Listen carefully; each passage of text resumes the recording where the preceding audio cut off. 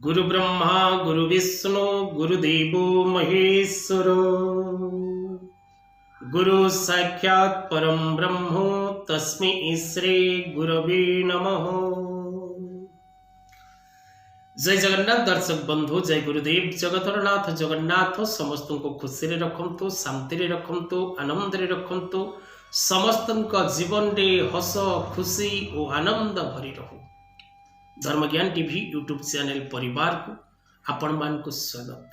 जो मित्र माने हमारी चैनल को लाइक शेयर और सब्सक्राइब करि नांती से माने लाइक शेयर और सब्सक्राइब करबा को कदापि भूलंतु नहीं। दर्शक बंधु, आज ये कार्यक्रम माध्यम रे आमे आलोचना करिबा संपूर्ण 2024 मसियार फेब्रुआरी मासटी केते परिमाण शुभ एवं केते परिमाण अशुभ फल प्रदान करिबो।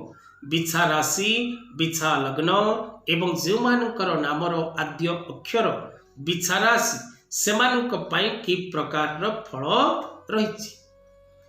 दर्शक बंधु, बिछा राशि जात व्यक्ति विशेष मानक पई विशेष करी बिछा राशि व्यक्ति विशेष मानकर चतुर्थ भाव रे अर्थात कुंभ राशि रे बिछा राशि चतुर्थ भाव रे शनिदेव अछंती, पंचम भाव रे राहु अछंती, षष्ठ भाव रे बृहस्पति अछंती एवं एकादश भाव रे केतु अछंती। ए प्रकार ग्रह अवस्थिति को आधार करी संपूर्ण फेब्रुआरी मासटी बिछा राशि जात व्यक्ति विशेष मानक जीवन रे अनेक सुख दब एवं अनेक मध्य दुख फल प्रदान करी।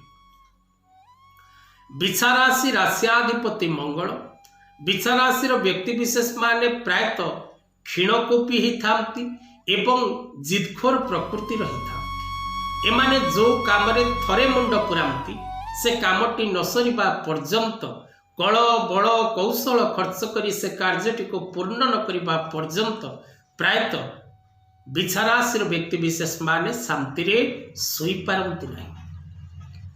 तेबे फेब्रुआरी मास विषय जदि आम आलोचना करबा कार्यक्रम माध्यम रे तेबे दर्शक बंधु, कर्म क्षेत्र रे आपण नानादि प्रकार कष्ट विवाद विपद अपमानित एवं बाधाग्रस्त होबार जोग रही।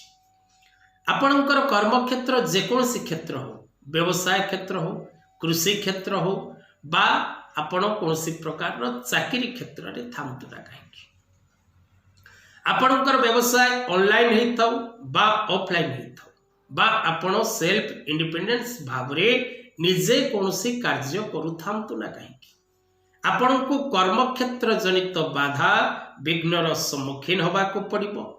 सेति पई आपण अपदस्थ ही पारंती एवं विशेष करी बिछा राशि व्यक्ति विशेष मानक पई ए मासरे स्वास्थ्य जनित समस्या एवं अर्थजनित समस्या भोग करिवार जोग रही। कोनसी क्षेत्र रे आपण जदि अर्थ कोनसी व्यक्ति विशेष को दबार अछि बा कोनसी व्यक्ति विशेष ठारू आपण किछि प्राप्त करिवार अछि तेबे अर्थ आसीबार रास्ता बंद होबा सह डिले होबा सह विशेष करी आपण पारिवारिक जीवन में मध्य सुख शांति और आनंद भोग करि परिबे नाही। आपणकर वैवाहिक दाम्पत्य जीवन रे कलह क्लेश मतांतर मनांतर विवाद एवं कोनसी प्रकार अविश्वासर परिस्थिति सृष्टि हो। विशेष करी लव रिलेशनशिप क्षेत्र रे थिबा प्रत्येक व्यक्ति विशेष मानक पई समय अनुकूल रहिबनी।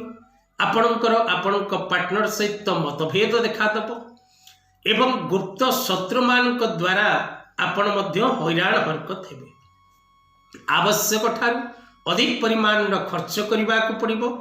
अर्थ हजि जिबार बा अर्थ नष्ट होबार जोग रही।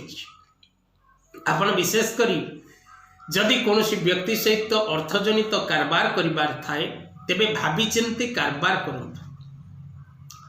दूर यात्रा करिबार अछि, साथी रे किछि अर्थ नै बाहर को जिबार अछि, से अर्थ को आपण हुशियार रखिबा को चेष्टा करंतु। मित्र मान सहित कोनोसी पर्सनल विषय रे डिस्कशन करबा को कदापि चेष्टा करंतु नहीं।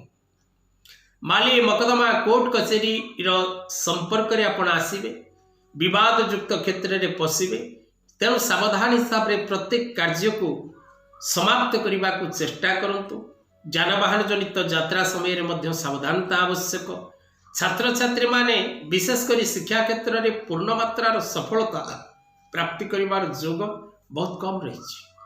पिला माने जो पिलामानकर विचार आसी से माने निज पिलामानकर शिक्षा क्षेत्र प्रति दृष्टि देवार आवश्यकता रही। कारण ए समय रे आपण को पिला सठिक परिमाण पाठ पढ़िबा किंबा सठिक भाव में पाठ को ग्रहण करबा पई पूर्ण जोशफुल हो पारिबो नाही, अर्थात ठीक भाव में पाठ को से ग्रहण करि पारिबो नाही।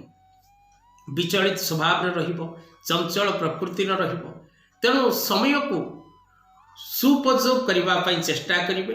एवं विशेषकर प्रत्येक दिन जदि आप हनुमान चालीसा पाठ करते, हनुमान दर्शन करते, तेबे अनेकांश आपन को शुभ फल मिलबार सौभाग्य लाभ। आज कथा वस्तु को एठी रखिबा। जय जगन्नाथ।